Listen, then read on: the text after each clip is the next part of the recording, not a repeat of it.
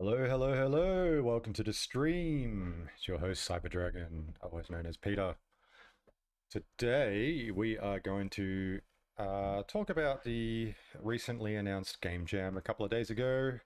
and go through some logic that you may need help with or need some inspiration for in order to make your games nicer for this game jam. I hope you guys have been well.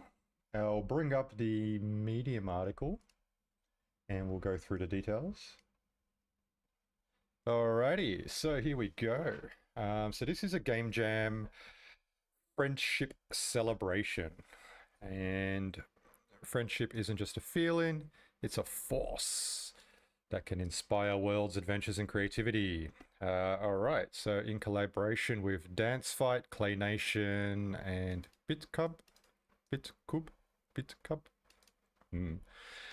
is an opportunity to explore how friendship transcends boundaries, bringing people together in meaningful and imaginative ways. Alright, so what is the criteria? So we've got to imagine a world where friendships are forged through incredible challenges and vibrant celebrations. Alright. Okay, so we got a quest to rebuild a shattered world where teamwork unlocks hidden paths and treasures. Cool. We can probably look into some logic for that one. Dance your way to victory in a dance. You can do that one if you want. I'm not going to show you how to do that. Not a fan of it. Exploring a charming clay-crafted universe inspired by Clay Nation, filled with puzzles that only collaboration can solve. Yep, I can do that one for you guys as well. And we could travel across digital landscapes inspired by BitCub, uniting players across the globe to create unbreakable bonds. Don't know what that means, but sure. Let's look at the teamwork puzzles and collaboration events so that you and someone else in an experience need to work with each other to get through it. I think that will be fun. And so is better together is the theme. So if we're going to do paths and puzzles that require 2 or more people, that would cover the better together because you won't be able to do it alone. So yeah. And there's some cool prizes to win. So what do we have? 20 lands, $100,000 in sand. And what's sand value today? I haven't checked. 63 cents. So what, that's 63,000 US dollars worth of prizes if it was distributed today. So that's quite a huge prize pool. And the lands and catalysts as well, which is really cool. And the first 100 valid entries are awarded 100 sand. So you can get like $60 US just for entering. Don't even need a win. Just put something together that's playable, teamwork. You can do a quick and easy one if you don't have much time. You can use templates, I guess, or just put something together, have some teamwork quests, and then you get $60-something at least if you're in the first 100 to enter, which is really cool. And you have a chance to win lands as well, because there's honorable mentions where you can win 2,000 sand and 1 land as well. So even if you're not in the top 10, you can still win some prizes, which is pretty cool. And 2,000 sand is what, $1,200? That's really cool. Can't argue with that. IP special prize. Each IP will select games to be featured on their official land. They also offer an additional 2,000 sand for each entry they choose to publish on their estate. So there's even more sand to win on top of these prizes, which is really, really cool. BitCub additional prize as well. Teamwork unlocks epic adventures. Download a free voxel assets. So I guess you can click here to get free voxel assets. Let's have a look. Okay, nice. Free assets. It doesn't really give you a link to the asset. Oh, yes, it does. So I'm guessing you can click this and get to the asset to download, which is really cool. And do a treasure hunt. Guide them to recover the lost treasure. Unite their unique powers. and defeat the menacing boss. Okay, that's cool. And there is Metaverse Land. I don't know what this extra small size means. They may have their own Metaverse Land. I don't know. I don't know this project personally. But there looks like there is some additional prizes for that IP. All right, so registration was open a week and a bit ago. It kicked off 2 days ago. The workshop is 1 day late. Sorry. I was meant to do it yesterday, but had a lot of meetings and didn't put in my calendar. So by the time I realized, I was like, ah. So I'm doing it now, the next day. Registration closes on the 4th, which is what? 5 days away, 4 days away. And then you got submission to the game jam. So the deadline for your games to get submitted is on the 18th. So that's what, a good 3 weeks away? Yeah, it's a 3-week game jam. That's pretty good. 1, 2, 3. And then after the New Year's, actually 3 weeks after New Year's, is the ceremony. So you won't know who's going to win for a good month after the deadline. But you know, it's Christmas holidays and New Year's and that sort of stuff. So things are a bit slow during that period as people have time off, which is understandable. But yeah, that is the current game jam. Make sure you read all the rules. Make sure you do not update your entries after you have uploaded it and it's past the submission time. You can duplicate your experience and work on it as a side quest, as long as you don't alter the original that you uploaded before the ceremony. It's okay to do. And yeah, you got some important rules here. So the Game Maker version we're using is 10.15, which is the latest version on the Sandbox website. So use that one. Don't update it past that if another version comes out beforehand. So keep it all on 10.15. Do not create anything bigger than a 1x1 in size. So keep your experiences small.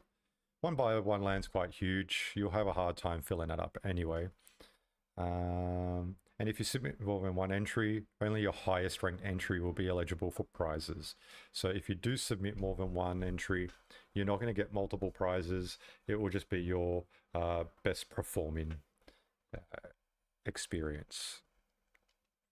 And to receive prizes, you need KYC. So make sure that you have an account that is KYC'd. Cool. All right, that's pretty much it. I'll link this Medium article in chat so you can have a gander in your own time. But thanks for tuning in, and yeah, let's get into some logic. Hey Boopful, J-Dog, last year trier, welcome to the stream. Hey CD, if there is time, could you explain the AOT logic to fly? What does the AOT logic mean? And what do you mean to fly? Not too sure what that sentence means. Can you explain the Attack on Titan logic to fly? I haven't played the experience. I have no idea what you're referring to, so I can't explain that one. And this is the Friendship Game Jam workshop, so I won't be digging into that today. But I do stream on Tuesday, which is the day I can just freely do whatever with the logic, and I can play the game, have a look at what they did. But it's most likely a forced pickable, I'm guessing. So they have a forced pickable on the avatar, and it kind of has something that they're holding, and a collision under their legs is pushing them up, or something of that nature. But I'll have a look anyway, and we'll discuss it on Tuesday. All right, so what do we need today? We need sort of like friendship logic or teamwork logic, something that that you can do together. So let us, I don't know, let's try something out. Let's get some levers in here. And what we want to do here is have sort of like a 2-lever system, and you need to both be on different podiums or columns or whatever you want to call them. And you both need to push a button roughly around the same time with like 3 seconds buffer or something of that sort. So we could have a gate. We'll just use basic gates for this one. We'll just use this one. And we'll just put up a wall. And we'll cut out a doorway. And we'll just put this in here. We can snap. So it snaps. But you can see that it's not snapping to where we want it. So I'm just going to remove that snapping option and just bring that in. And then we'll have it's a door function already. And we can just have open gate 1. And then we can have close gate 1. And we can have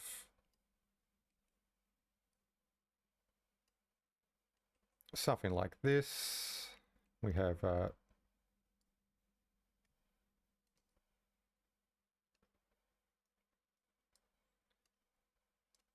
couple of levers.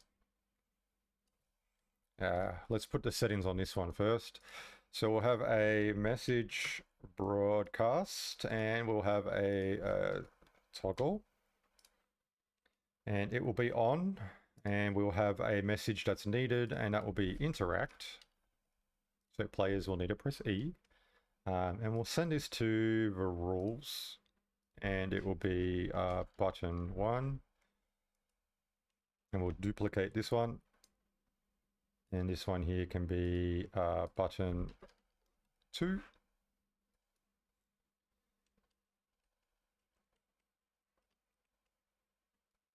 And what we have here is open gate 1, and then we can have a numpad.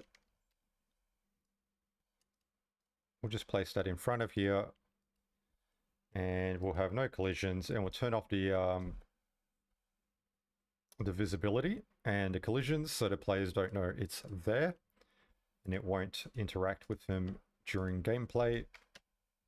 And we'll have a timed event. We'll wait for message. We'll make it resettable.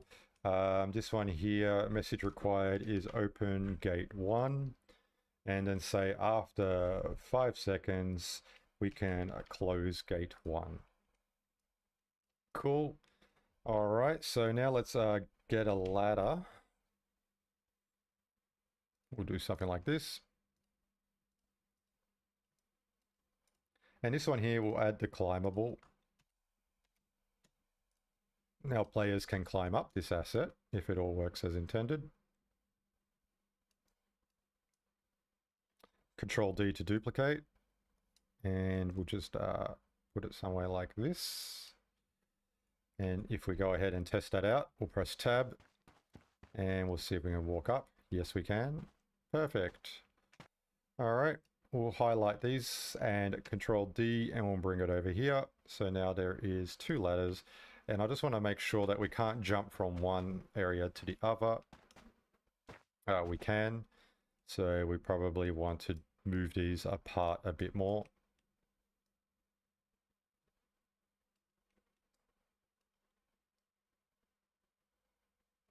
Something like this. And bring this over here, bring this over here, and now we've got our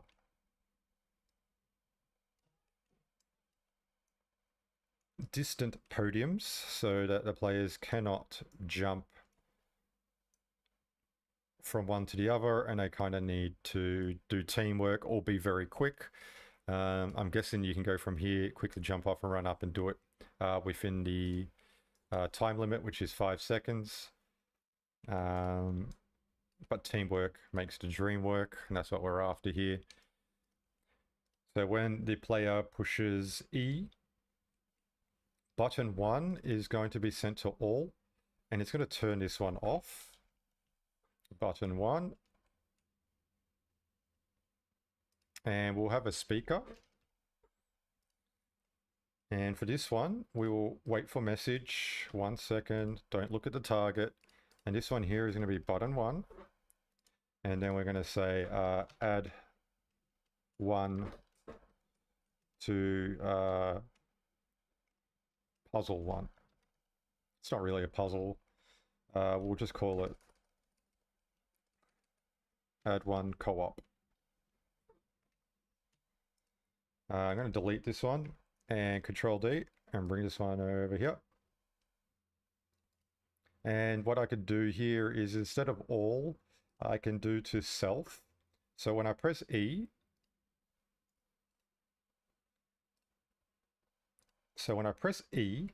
which is interact, it's going to send the message button 1 to self, which means it's going to toggle this one off. And it's going to send a message from this speaker to the rules, which is add 1 co-op. So I want to make sure this is the same as well. So we press interact, it sends the message button 1 to self, it turns it off, it sends the message button 1 to the self speaker, which then adds 1 to the rules. Now we want to toggle it back on. And we'll toggle it back on with close gate 1 or time ran out gate 1. Something like that, right? So now we've got two ways to turn it back on when a gate closes, or if someone pushes a button and it doesn't push the other button in time, we'll have a timer that toggles that back on. So I'll go ahead and save that. The snap is also 0.5. Cheers. I didn't change that here. So that would mean that if I had the snap on, it still doesn't really...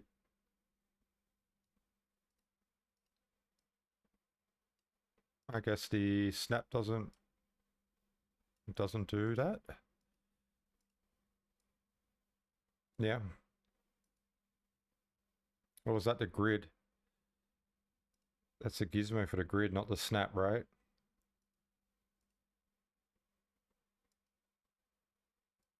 Okay, it's this one here. Grid interaction.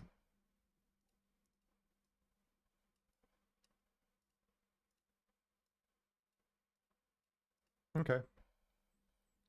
Grid intersection, not grid interaction. All right, so we got our basic setup here. So now we're going to go to our gameplay and our game rules. And what we're going to have here is a number. And that is gate 1 operation. The value will be 0 and it's global, so it affects everybody the same. We also need a timed event for it. So we'll have a time global and it'll be gate 1 timer.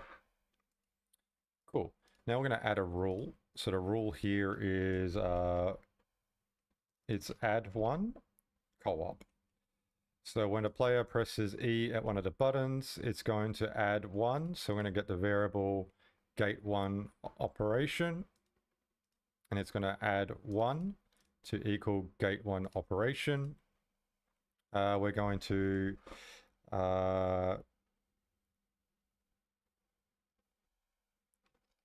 check. No, we're going to start timer, start gate 1 timer. And what we'll do here is we'll get a start timer, or maybe this timer should be add 1 co-op. And then the timer will begin, maybe 5 seconds or 3 seconds. We'll do 5 seconds. And at the end, we will say message to stop rule will be open gate 1. And message to send will be reset gate 1. And here we're going to compare gate 1 buttons, and we're going to do a comparison here. So we're going to go compare numbers, and we're going to compare if gate 1 operation is equal to 2, we're going to open gate 1. Okay, so when the player presses E on the buttons, it's going to send a message, add 1 co-op to the rules, and it toggles this off so you can't push it twice. You have to go to the other button. And when that button is pushed, it's going to start a 5-second timer. And if the gate is opened, which is when the value is 2, it's going to open the gate because both buttons were pushed before the timer hit 0. We can reset the gate. So we'll go ahead and set number value. So we'll have reset gate 1, and we're going to take the gate operations and turn it back to 0. So if the 5-second timer ends, that means the gate wasn't opened, and we're going to reset the gate. Hope that makes sense. And if we push 1, it's going to compare. If it doesn't equal 2, it's not going to do anything.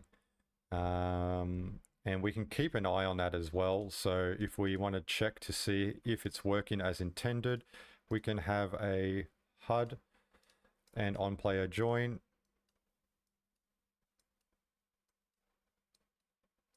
So we'll have a HUD, and we'll have here gate operation. We'll have buttons pushed. And we'll have our other one here, gate timer. So we can see it all in action. If the gate does open, we want to reset the gate. So message to stop. And I don't know if reset gate 1 is, maybe it should be here. Close gate, and then after maybe 1 second, we will reset gate 1, and that goes to all. Let's see. Oh, maybe this won't go to the rules. Maybe it will. We'll save and check it out. Maybe the pivot's wrong. Yeah, it could be.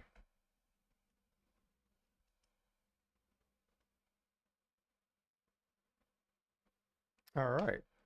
So let's check it out. So we should see our buttons pushed and our gate timer. So when we push 1 E, you can see the gate timer is ticking. When it hits 0, buttons are pushed. And I need to be able to toggle this back on, which I don't have. I must have the wrong message. So I got time ran out, but we can just say reset gate 1.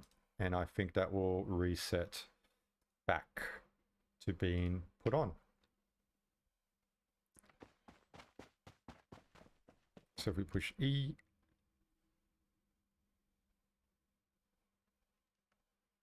okay, we're back to 0. If I push E, yes, it does it again. If I push E, it worked. And now I can go in, and now the gate's closed. That should reset everything. So if the next people that are in the experience join in, and you're in the next section of the map, and there's players here, they should be able to press E and continue, and then go through. So it can be a cycle, and you probably wouldn't want the HUD to show the info.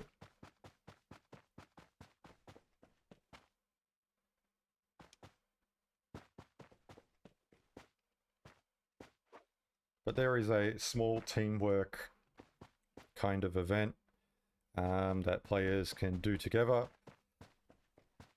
which will be better together, but you can still do it on your own, or you can make it harder so they can't, so make the towers taller or further apart, or something like that to get sort of teamwork happening here. But that is one way to do it. And that is puzzle 1.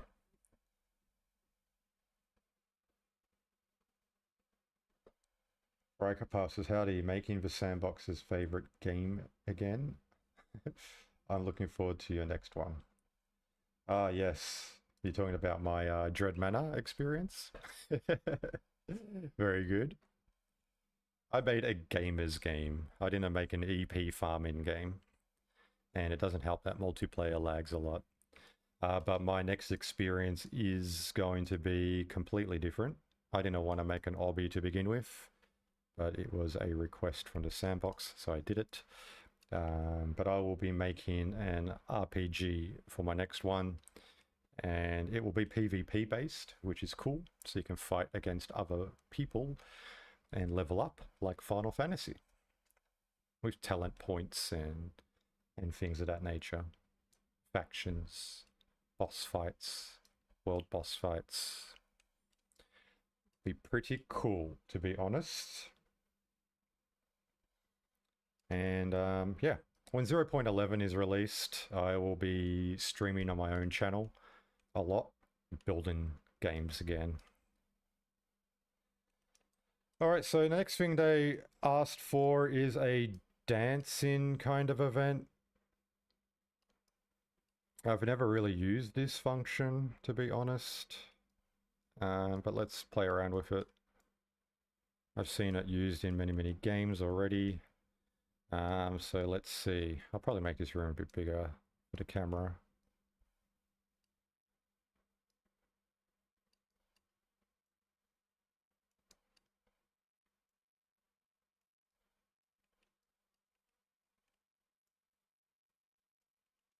So we'll have another gate. We'll go ahead and duplicate the gate we have with Control D. We will rotate it and we'll just put it over here. And we can say open gate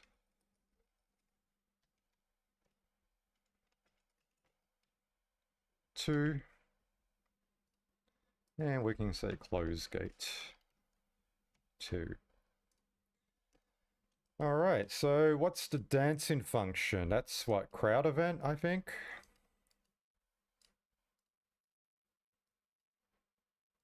Is that a behavior or a component? Yeah, it's a behavior. Shows how much I use it. So crowd event is dance. Title color can be, I don't know, blue. Message required. Does require a message. Message required to start the behavior is interact. Maybe we can have volume. Sound volume, nice. Haven't seen that one.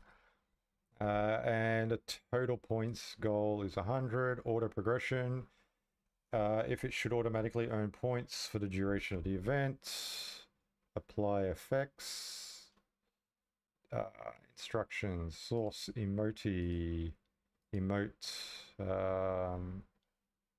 burn the floor, points, frequency, every second. We'll say you have to dance for 10 seconds. Duration, period of time the source point is played. Don't know what that means, but we'll say 20 seconds and we'll check it out. Edit logic. Event target, everyone in range. Okay, yep. Just make this a bit bigger. So I'm guessing you have to be in this area for it to work. And broadcast type. This will be all. And success message will be open gate 2.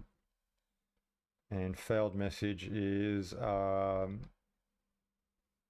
we'll say player banner. and we'll apply it as a message argument, and we'll go ahead and make it the text, and we'll add another one, an argument for number, and we'll call this seconds. So when it fails, we'll say you failed. There's nothing better than having big text across the screen that says you failed in caps, and we'll display it for 2 seconds. Instructions to display for the player. Dance monkey. Perfect. And I don't know, message required is volume. Everyone in range. Message to start the behavior, event target, criteria to identify players that will be. So I need to test this out. I'll move the portal in here so I don't have to do the first puzzle. And I'll save and then we'll test it out.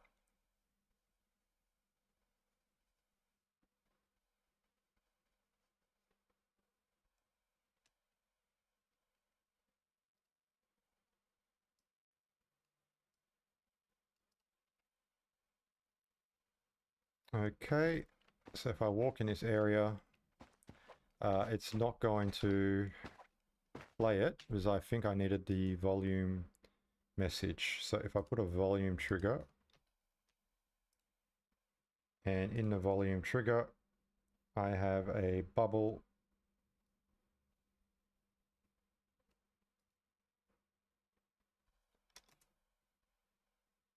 And in the bubble, it will just be volume, and we send it to just to the self. Would that work? Yeah. Cool. Dance. All right, so it's giving me time, and the time starts when the actual banner previously showing this display. So it's probably needs more time, but burn the dance floor is what maybe we can have. We work out what we need.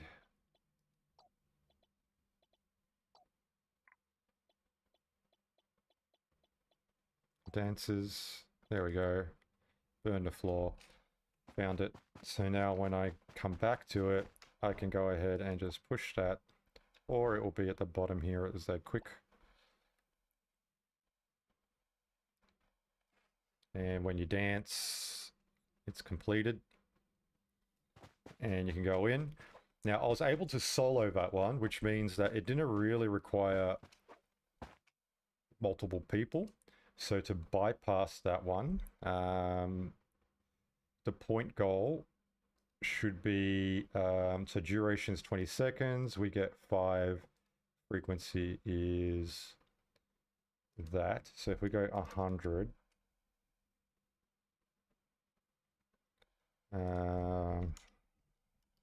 put that in there as well.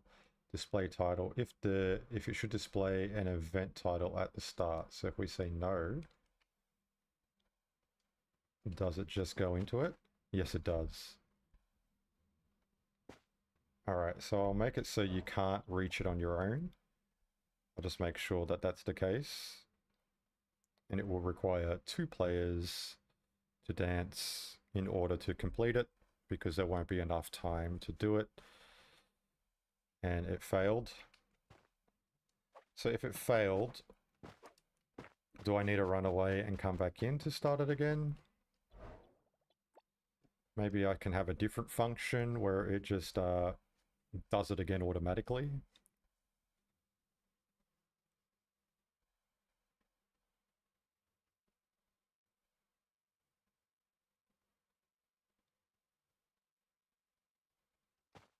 Great.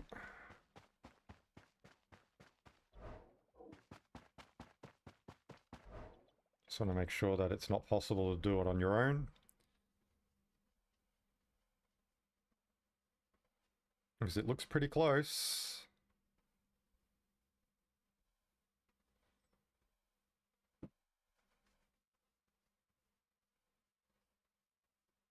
So you can see it's very close. You could probably just do it if you're sneaky enough. But here I'm trying to make it so it's teamwork in order to get through. And we got this whole volume thing. I'm going to get rid of that.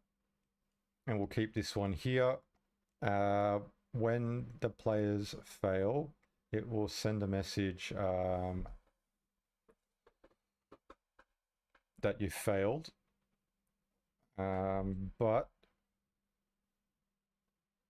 we probably don't want that either. So what we're going to do here is dance failed is what's sent. And we will have a volume on a separate asset. So we can bring it out. So volume. And here it will be volume.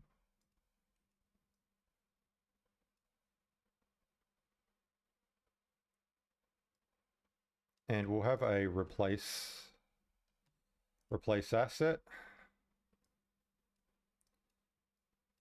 And what we could do here is when something is successful, we have open gate 2 and dance failed. So we'll go ahead and put a timed event. We already got one over here, so we're just going to duplicate this one and bring it over here. So we're going to have dance failed and gate 2. So if we fail the dance, it will open a gate or open a gate. It's going to trigger this. And then what we can do is close gate 2 after 5 seconds and then reset dance after 1 second.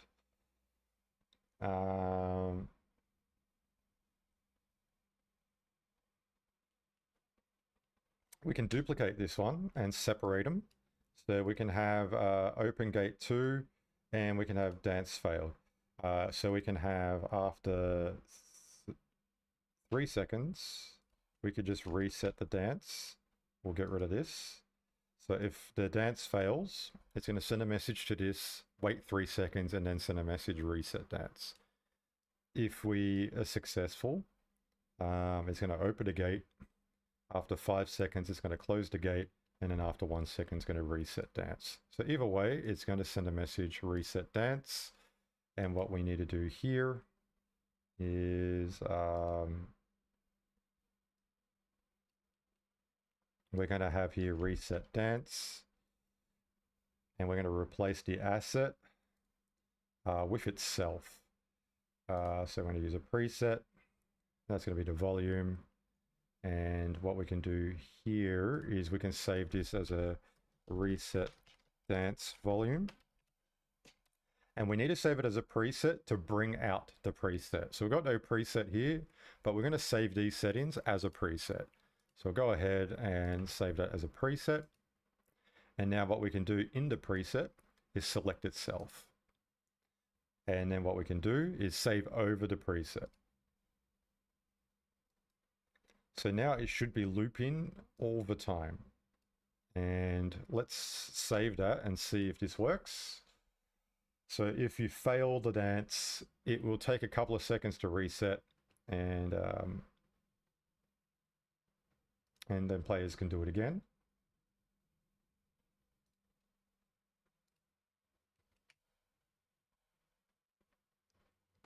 So we can go in here, we can turn the dance floor.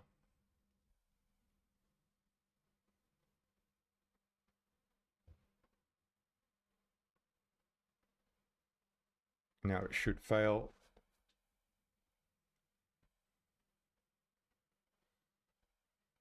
Okay, it's failed.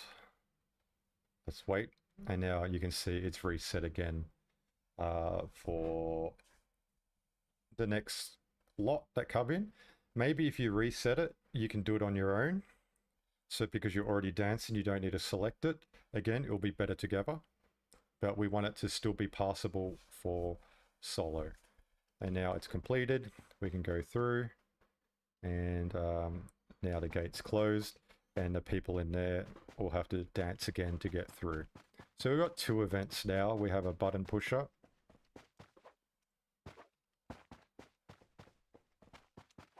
and that allows us to get in. Then we have a dance event, and the dance event you won't be able to complete at the very start on your first go unless you have 2 players, but if you remain dancing after it fails, it should work for you and get you through the gate. So we don't want players to be stuck if there's no other people around, but you also don't want to be that easy where they can just do it without other people as well straight away. But it's up to you what you want to do. It's quite easy to alter things as you see fit.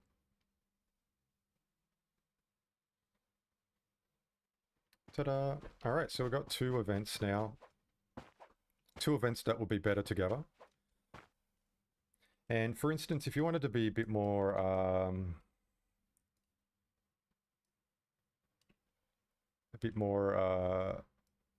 let's say you wanted 3. All you have to do is grab that, duplicate it, bring this over here, and now there is 3 spots that the players need to push, and you just go to the rules, and instead of comparing 2, we compare for 3. So now players need to push all 3 buttons to get in, and all we did was duplicated it and changed 1 number.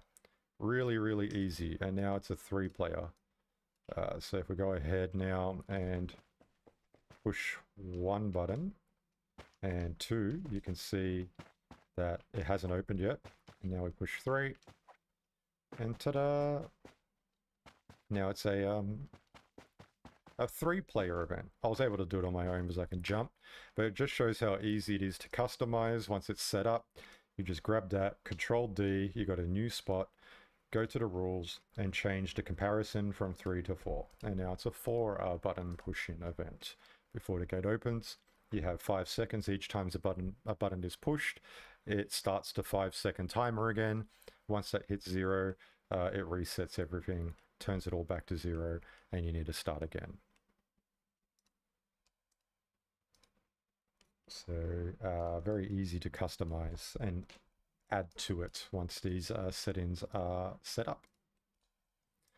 So that's 2 events we got that is kind of teamwork-ish.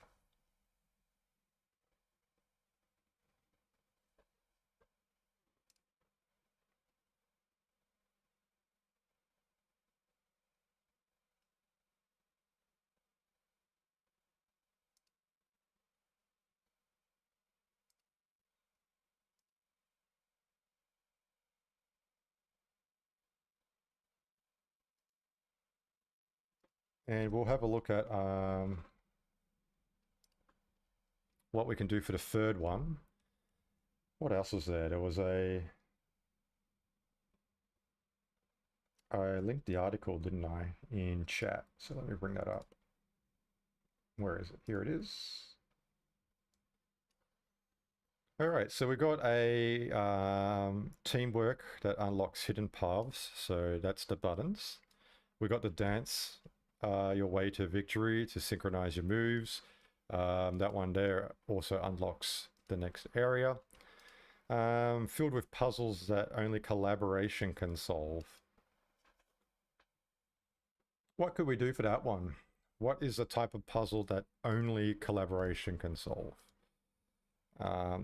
It will be something that you can only visually see in one room, and the other player cannot see it in the other room.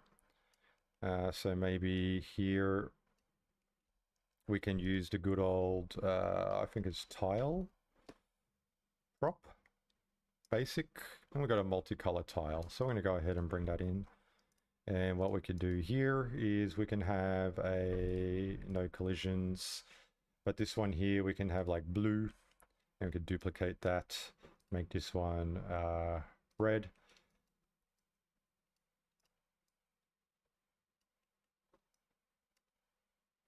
And you can probably have something that requires the player to peek at the color only in a particular room, which then opens a door here.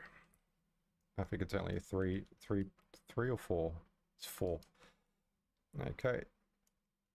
And we can grab this door, control, oh, we'll do this one because it's already rotated in the right area, in the right direction. And we can just go ahead and change that to open gate 3. And we'll have close gate 3. Cool. So now we need something that opens the gate, and it will need teamwork in order to do it.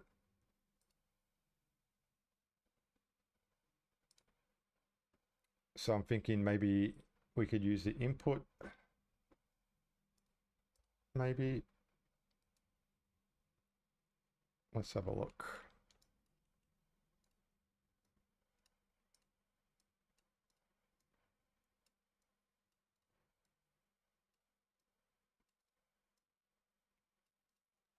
Should we do colors or numbers? Because I think we got numbers as well. From the game for the backrooms. From the backrooms template is what I'm trying to get at. So we've got all these different numbers here.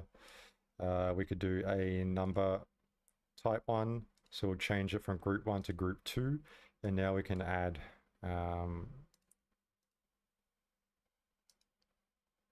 different numbers. Where's all the numbers? We got 1, 3, 4, 5, 6, 7, 8. And we got 9. We got 0. We got 6. We got 7. Where's 2? There's 2. Alright, so we got 1, 2, 3, 4, 5, 6. Yep, we got them all. And we can rename this to numbers. So we can switch between the numbers and whatnot.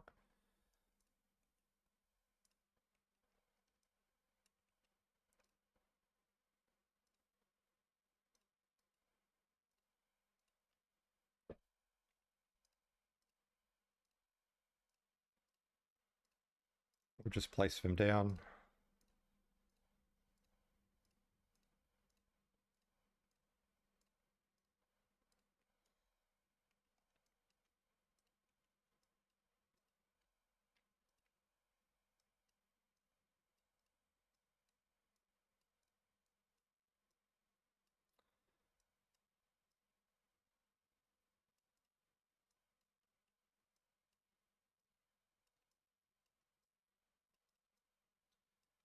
So for this one, we probably want something where a player needs to be in a particular room.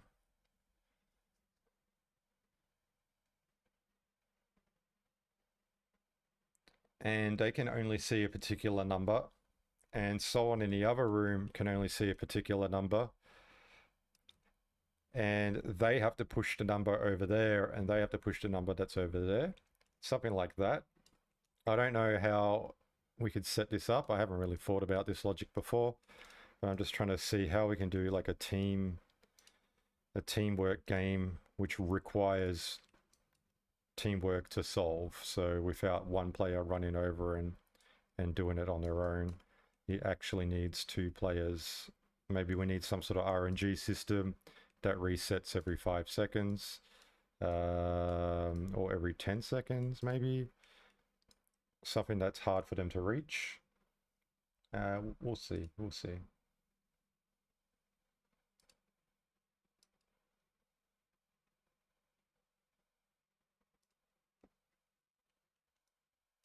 So this one here requires door 3 to open and then close. We're going to go ahead and duplicate this timed event and bring it over here. Whoops. And then we'll say open gate 3. And this one here will be close gate 3. And then reset gate 3. Did I leave the reset here? Close gate 2. Nope, so that's all good. That won't be ruined.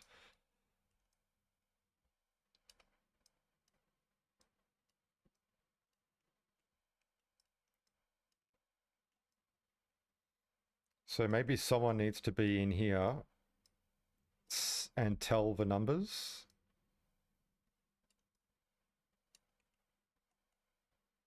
So we can have maybe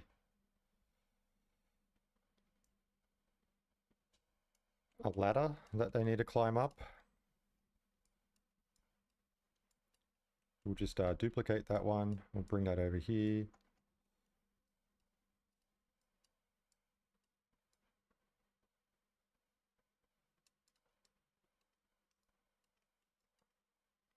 And we will also duplicate the ladders and bring it over here. So now someone needs to come up here.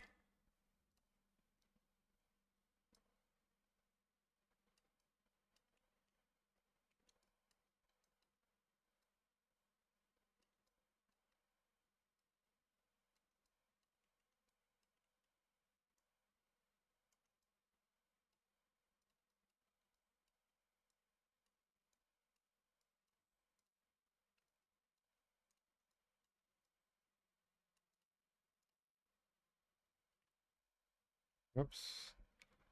They haven't added the drop tool here. So when I lose a block here and I want to use this block again, in 0.11 there's a picker tool that you can click and then click on the block and then it selects that block. But at the moment we've got to look for it manually. So there's improvements coming which will make this sort of stuff easy. That doesn't even look like the correct one. It's this one. All right, now it's all manual. So here we're going to have the player need to come around to see what the code is. And they will need to tell someone over here what buttons to push. So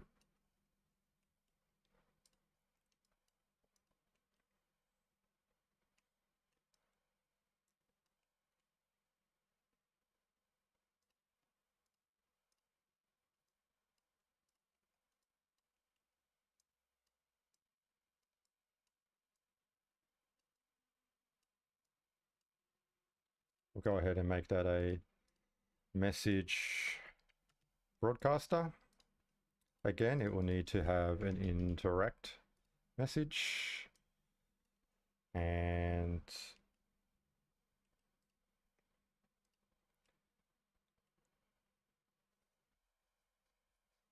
I'm just thinking maybe it'll be easier to have key inputs instead. Because if the levers are too close to each other, you can push two at once. So what we can do here is have a volume trigger. And here we can go inputs on and inputs off. So when players stand in this area,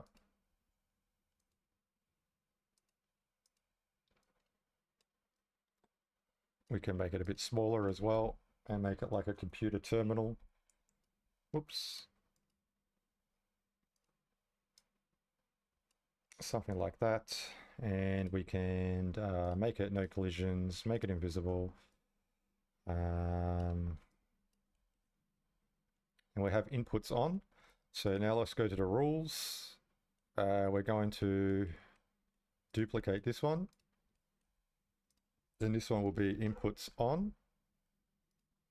And we'll duplicate this one and have this one as inputs off. So with inputs on, we could have, we'll go ahead and get rid of this. And we'll say input 1.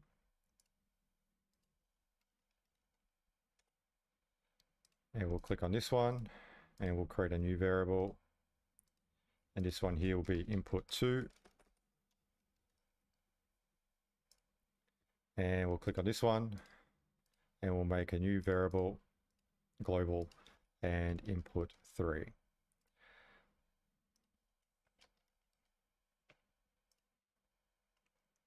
So when players stand in there, they can push buttons to do inputs and it will pop up. We can put a screen. Do we have any screens? Doesn't really matter. It's just for quick visualization that this is where they need to put the inputs.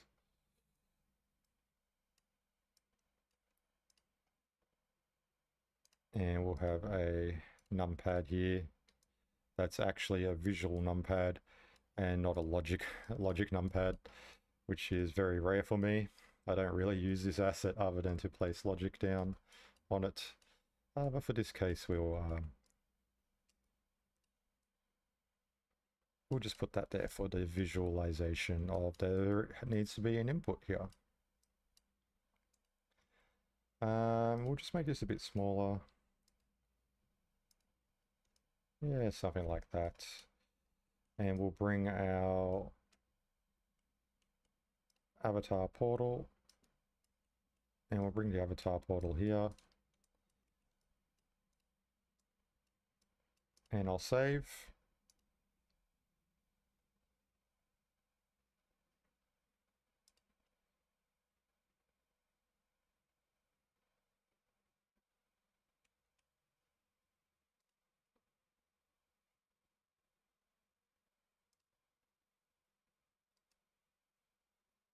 Okay, let's tab. So now when I walk to the button, you can see at the bottom we got input. I didn't put input 2, and it doesn't take it away. So let me fix that up. So we're going to go input 2, type in input 2. I'm going to make it large, or medium in this case. And is there a number or a computer symbol or something? What would be good here? Yeah, we'll just do that. So 1, medium.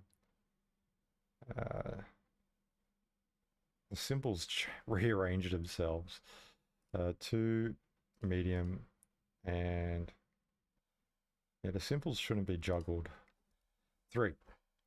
Now when the players go input off, it's going to hide those. So it shows it when you're in the area, and when you leave, it's going to hide them. We don't really need to see the gate operations either. It's just basically to show what's there.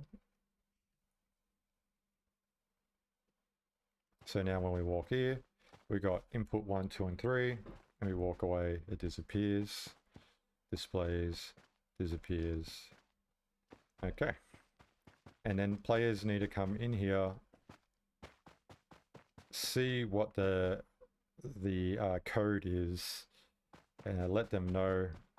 So when they come over here, someone needs to be here ready to push the button. So that's where the in-game chat will be useful, or voice chat if you're in a group together, like on Discord, will be cool, because then you can easily communicate the code before it disappears.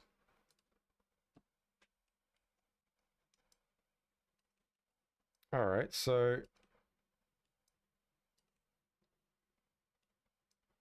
now what? We need some inputs. So we're going to go variable, and we're going to go triggers and key input. So 1. Well, basically what we need to do now is we got to set a player number. So we're going to go variables, we're going to go number, and we're going to set a local variable, and we're going to say input player. Input player. So what we'll do now is we're going to set number value. And what we're going to do is when input is on, we're going to set the input player number to 1. When it's inputs off, we're going to set the player number to 0. So when you walk in that area here, in this small terminal, you're going to send a message inputs on, and it's going to give you a player number of 1. When you walk away from it, it's going to give you an input player number of 0. And what we can do with that is we can then do a key input. So when we push 1 and we push down, we can say check 1. And what we can do here is we will do a compare number. So when a player pushes 1, we're going to check 1, and we're going to check if our player input number is equal to 1, and if so, we're going to input 1. If it's not equal to 1, it's not going to do anything. And we're going to input 1. We're going to duplicate this and do the same thing for 2, and we're going to do check 2. And 3, check 3. And then 4, we're going to check 4. Whoop. And then 5, we're going to check 5. 6, we're going to check 6. Duplicate again. 7, we're going to check 7. 8, we're going to check 8. And 9, we're going to check 9. And the last one is the first one, which is 0, which I can now not do. So I'll delete that. Variables, rules, key input 0, and we're going to check 0. All right. So each time you push one of these buttons, it's going to do a check. And we're going to duplicate this one, and it's going to be check 2. And then it'll be input 2. And we'll come back to that. I'm just going to go ahead and duplicate and paste these ones first while it's in my paste, which makes it quick.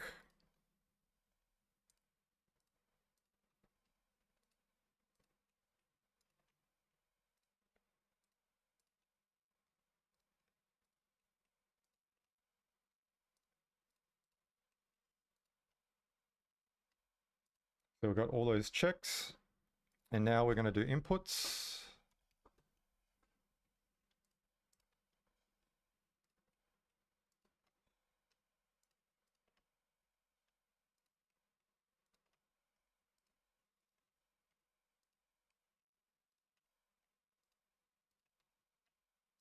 Awesome. Now we're going to have a global, and this one's going to be input storage, and then we're going to have a time, which is input time. Now with input storage, if we do input 1, we're going to do a rule which sets number value.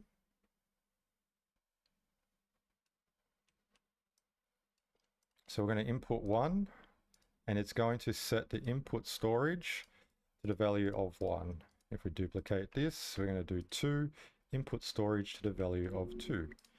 And we do input 3, and we're going to do input storage of 3. I'm going to basically do that for all of the 10 numbers.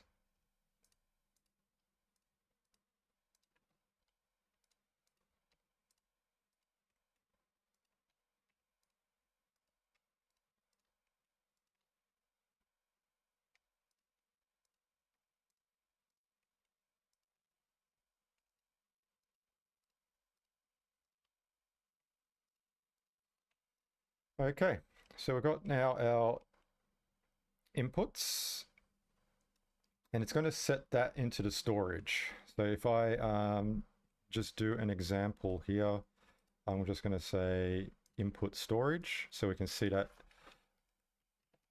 in action. So I'll close that. This is not finished yet. We still have the RNG to put together, and then the checks, and then the resets. So let's wait for that.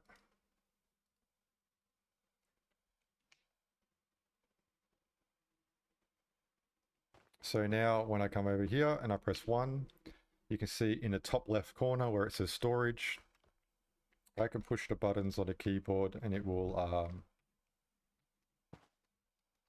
change that storage based on my key inputs. So I can spam, and you can see it quickly changes that. Now if I push a whole bunch of numbers together, it's going to trigger all of them like really, really quick. And we don't want that because it kind of bypasses the problem or it breaks things. So what we're going to do is put a gap in between each one. I'll show you what I mean. So we'll go back to our rules. We just got that there for visualization purposes. I'm going to go ahead and get rid of these timers and the gates. We don't need to see that anymore. All right, so now that we have our inputs, we need to start, we need to put a timer so it doesn't recognize all the inputs instantly. It will only recognize what's left in the input storage at the end of the timer. So the way we do this is to start timer, and this will be the input time. And at the end of 0.1 seconds, it will send a message to check last input. Cool. Now we need to check inputs.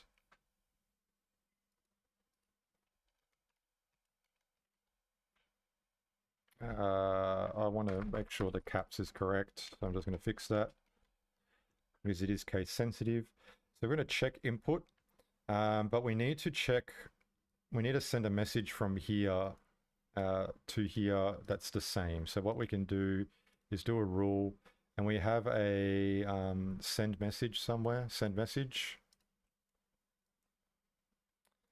So what we could do here is with input 1, we're going to send a message check input. So when input 1 is pushed, it's going to send a message to check input. It's going to wait 0.1 seconds, or we can even do 0.5, doesn't really matter. And then it's going to check last input. And what we need to do now is duplicate this. And we need to do that for each of the numbers again.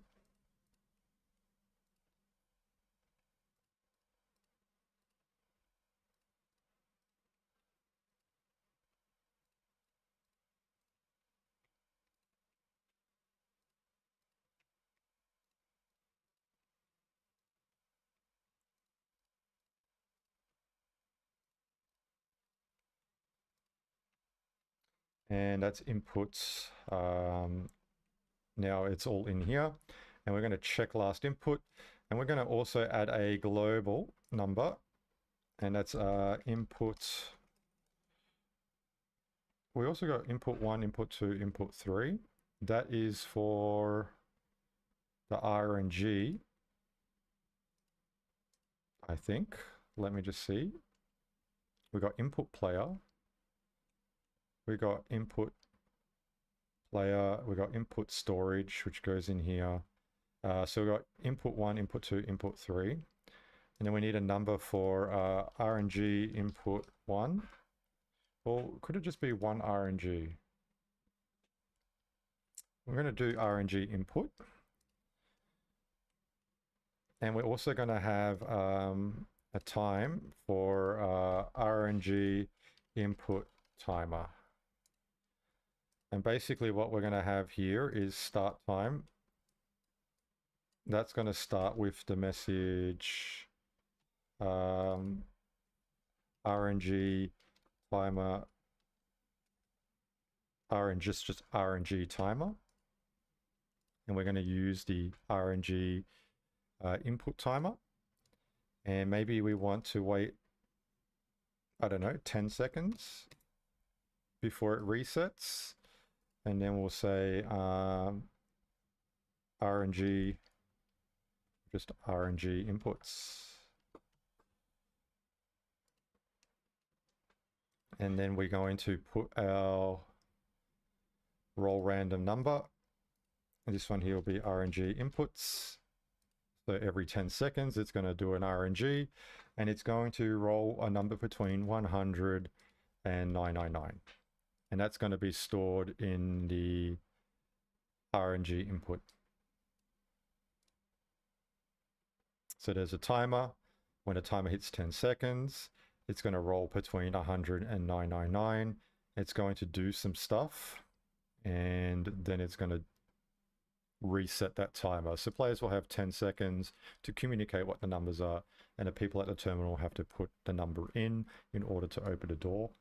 We're still nowhere near completing this, but we're getting there. So now let's do one more thing, and that is to check last input. So what we can do here is the RNG timer, and we're going to do 999.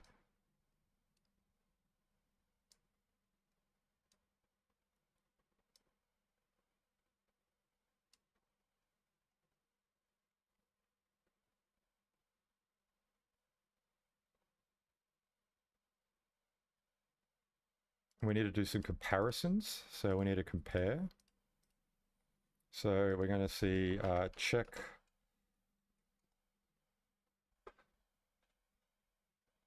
check last input.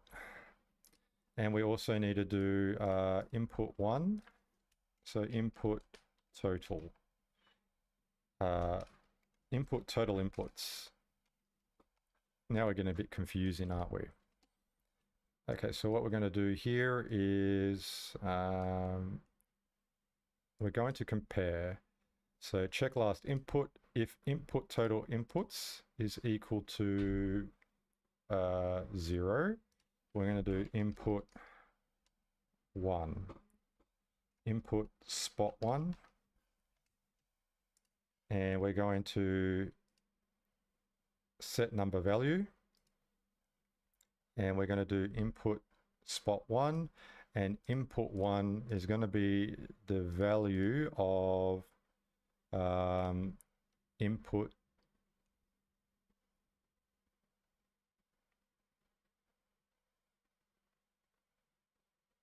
storage. Input storage. Check last input. Okay, if we duplicate this, sorry, no, we're going to delete that. We're going to add a math rule. So we're going to input spot 1, and we're going to do input spot 1, and we're going to take the input total inputs, and we're going to add 1, and we're going to equal input total inputs. And we don't really need to do any more than that. So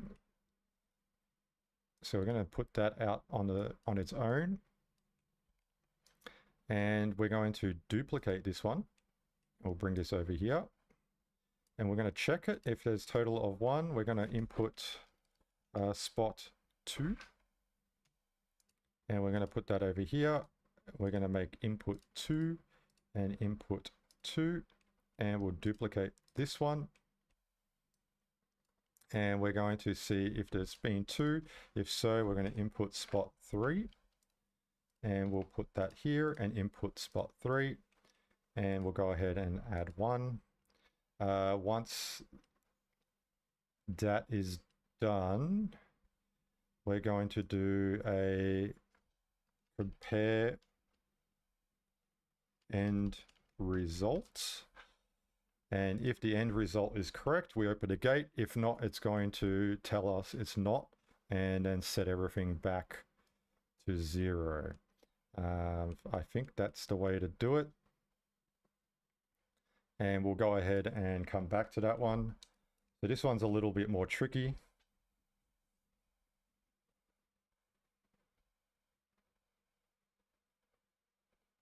Hey Zumsy, I'm glad you appreciate it. Thanks for tuning in.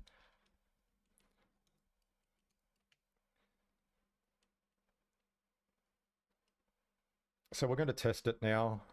And if we walk up to our terminal and we say push 3, you can see at the bottom we've pushed 3. If I push 6, it's push 6. And if I push 9, it shows 9. If I push 1, 2, 3, 4, 5, 6, nothing's going to happen. As we put in our code already.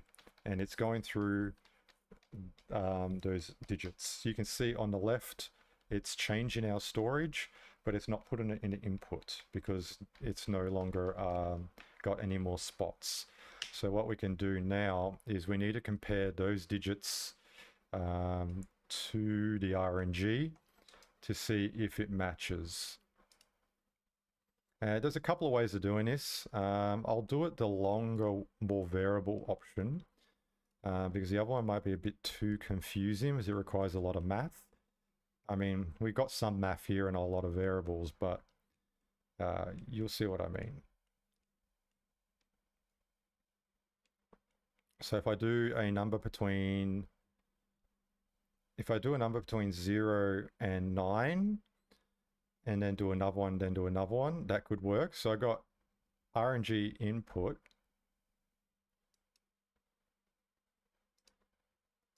And I can be RNG input 1. And I'll do 2 more. So I'll do RNG input 2 and RNG input 3. And what I'll do here is I'll make that between 0 and 9. Or maybe even 1 and 9. Maybe we won't even use 0. And then we'll just say RNG input 1. And we'll go ahead and roll between 1 and 9. And then we do RNG input 2. And we'll duplicate this one. And it's going to store this in RNG2. And then we're going to do RNG input 3. We'll bring that over here. And we'll store that in RNG input 3. And what we could do for this one is RNG timer. So we can then send a message. And that's with RNG input 3. And then we can say start, what is it? RNG timer. RNG timer. And that will wait for 10 seconds and then it will do it again. And what we could do here is we'll do another HUD. And we'll have, similar to this, inputs on and inputs off. But inputs here will be, we don't need that. We'll get rid of that. And here will be code 1. And we'll put RNG input 1. And this one here will be code 2. And we could do RNG input 2. And this one here could be code 3. And we could do RNG input 3. And then when you walk away, so we're going to say code display. Or just say code on, just keep it simple. And code off. So now when a player comes over here, we don't even need these numbers. I'm not going to use assets. I'm just going to use the HUD. And we can go ahead and duplicate this one. And we can have it so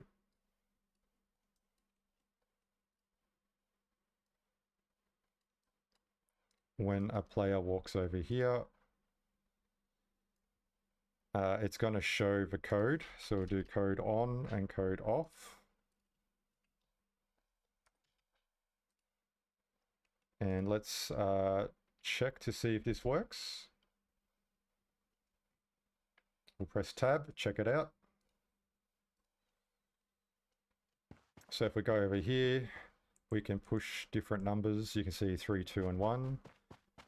And if we actually want to know what the code is, we can walk over here, and at the bottom it has codes, but we need to just start the timer. I haven't started the timer. And the best way to do that is when the first person joins the experience, they send a message that begins this timer, and it only sends once. So we do send a message HUD when players join, and RNG timer is what we need to send. So what we'll do here is we'll just put down a asset. We'll have a message broadcaster. And what we'll do here is when players join, they send a message HUD. And we can send a message RNG timer to all, and we only want to send it once. So when a player joins, this will send it straight away to begin the timer. And then after that, the last thing we need to do is when a player pushes 3 buttons, it needs to confirm if the code is correct or not. And when the code is correct, the door will open, maybe for 10 seconds, let players through, and then it closes and does it again. So let me go ahead and see if that actually works.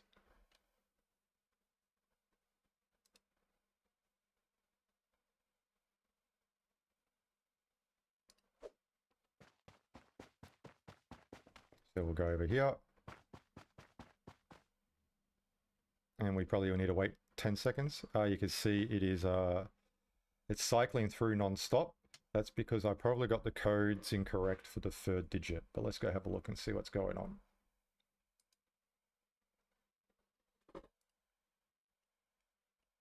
So we've got input 2, input 3, and you can see we've got input 3. So it needs to be reset timer. And we'll go ahead and put that here, reset timer, and then it's RNG timer. So every 10 seconds it will do a different code. And then after this one, we need to compare end result. So we need to now see compare numbers, and we're going to compare end result, and we're going to compare if input 1 is equal to the variable RNG1. So is the player's input equal to the variable that's been RNG'd? If so, check input 2. And we'll duplicate this one. We're going to check input 2, and we're going to see if input 2 is equal to RNG2. And if it is, we're going to check input 3. And we'll duplicate this one as well. And we're going to check if input 3 is equal to the RNG input 3. And if so, open gate 3. And that should open a gate if it is correct. And if you're not, we'll let them know that it's not correct. So we'll duplicate all of these. We'll bring it underneath. And if it's not equals to, we're going to reset inputs. And we're going to reset the inputs because it's not correct. And what we'll do is we'll set number value, and the reset inputs is going to reset input back to 0, input 2 back to 0, and input 3 back to 0. If it's correct, it opens up gate 3, and I think gate 3 has a timed event, and then after say 10 seconds it's going to close gate 3. And I don't really need to reset gate just to close it, because this RNG thing is going to be working all the time. What I'll do here is I'll have a little pathway for me to get through, just to show you quickly the code, putting it in and seeing what happens.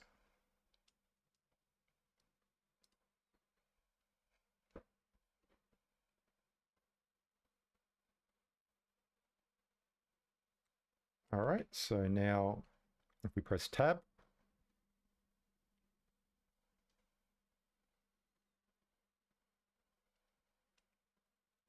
So if I go ahead and push 0, 0, 0, it's going to open because 10 seconds hasn't passed yet, and the code is 0, 0, 0.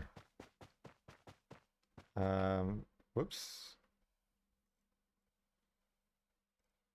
I need to bring the code detector thing from the other room. So right now it's in here and I can't get to that. So I'm just going to go ahead and bring that over here. So you can see that.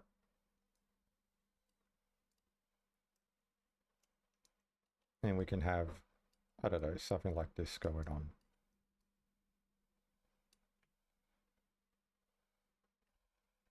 Let's do it again.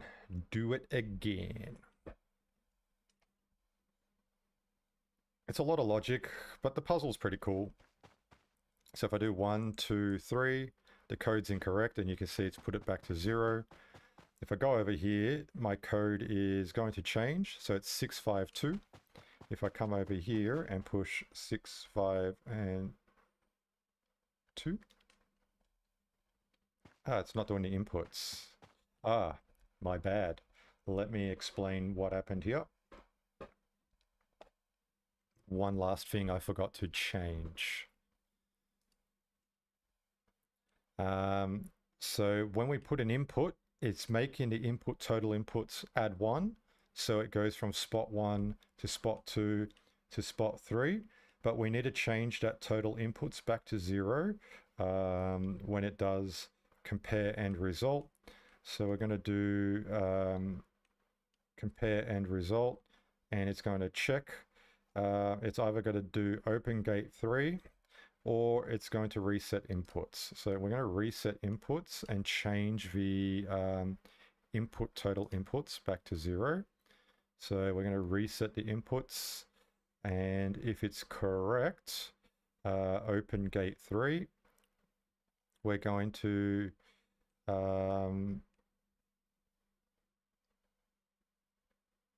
use that to reset inputs as well. So open gate 3, we're going to input total inputs back to 0, so we're able to put more codes in again, because it won't do it unless that's 0, 1, or 2 for position 1, 2, and 3. So last test, and this one should be the final bit. So we'll check that out now.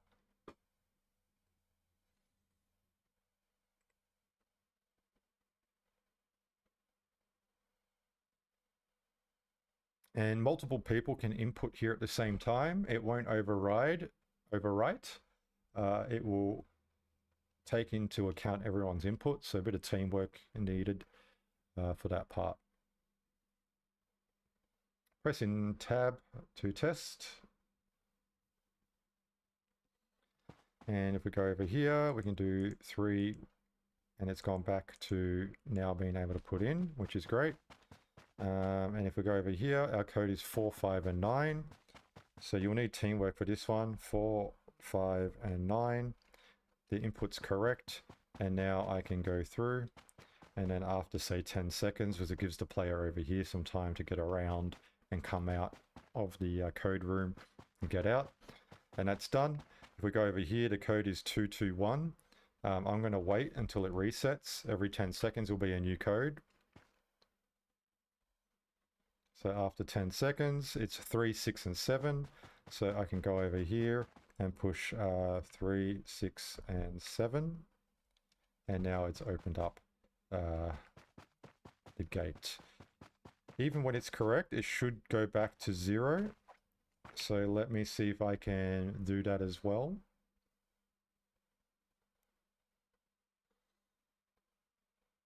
I can just add one little message in the rules to make that happen, so it doesn't have the previous inputs there. So reset inputs, it's going to reset inputs, or what you can do here is instead of open gate 3, we'll get rid of that. We will get a send message, and we can have open gate 3, and then it's going to reset inputs. And that's going to do the same thing. And now it's going to change all of that back to 0 if the door is open successfully. And there you go. So if you wanted to make that a team-based puzzle, you just block off the path. So it is not possible for the player to go and check on the code and then go and input it themselves. And that requires teamwork. So the players have to go in here, come into this room, see what the code is, and tell the player over here what the code is so they can put it in, and then you can run out of the gate together. One last test, and then we're pretty much done. If you have any questions for logic or want to know something, now's a good time to ask. But otherwise, I'll be streaming again Tuesday where we can delve into other things. So our inputs are 0, 0, 0. We'll come over here. So we got 8, 4, and 2. Maybe we can do this on our own. We'll just wait for the reset. 1, 9, and 2. So we're going to come over here. And we're going to type in 1, 9, 2 on the keyboard. And then we got our door open. Yay! So in this stream, we have put together a few multiplayer friendship type teamwork mechanics. So we have needing to push all 3 buttons in a short period of time to open a door. We have a dance off where players need to dance together to open a door. And then we have key inputs where a player needs to check what the code is and let the other player know to put it in here to open a door. So I hope that's been useful. It is all teamwork friendship based. And if you have any logic that you want to know about, let me know. How do you add the blocks vertically? Is there a trick, or should we use the keys on a keyboard? Yes, that is key on a keyboard. So first you put down the base layer while holding down the mouse. And when you got your area that you want, you hold shift on the keyboard and you drag up. Once you have that tower, then you can drag normally like that.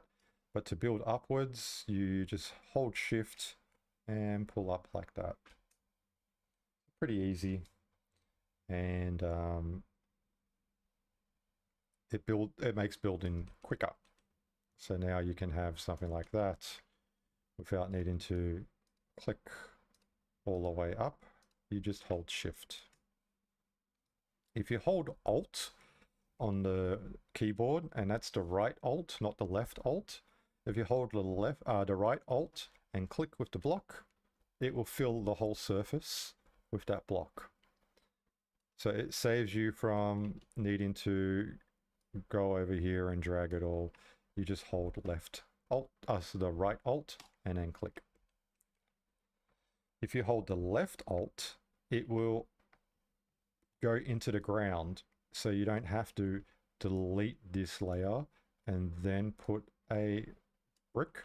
You can just hold left Alt and drag to change the floor.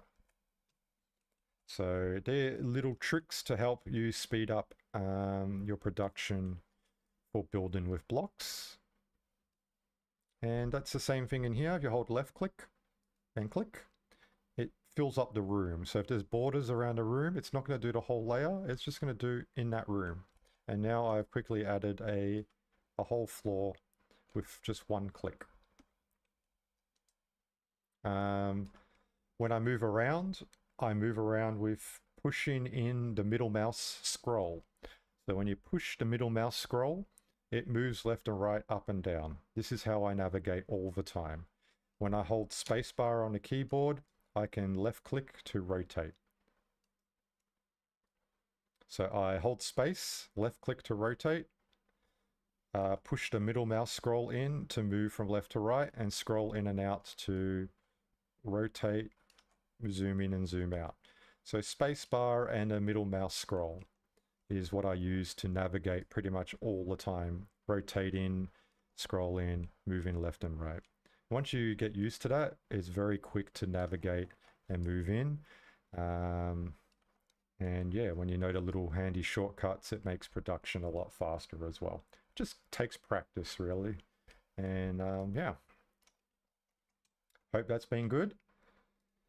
But thanks for tuning in, guys. Good luck with the Friendship Game Jam. Again, you can ask me questions on Discord anytime. I have a dedicated Discord channel or Discord server where I got a lot of pro builders that have been in the ecosystem for a long time. They're in my Discord, and if you have any questions that you want to know, they're very quick to answer if I'm not on.